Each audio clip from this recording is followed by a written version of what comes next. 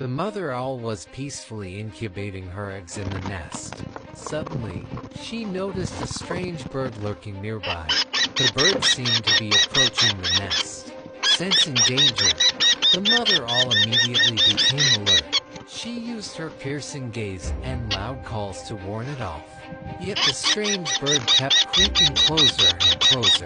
The atmosphere grew increasingly tense. It was nearing the tiny eggs, the symbols of hope and a mother's love. She couldn't let that happen.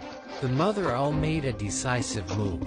With all her courage and protective instinct, she flew out to defend her nest. Every movement was strong and determined. Her love for her young gave her strength. At last, the intruder was forced to retreat. The mother owl returned to the nest and gently shielded the eggs. Her eyes now filled with warmth and care. Peace had returned, but a mother's heart never truly rests.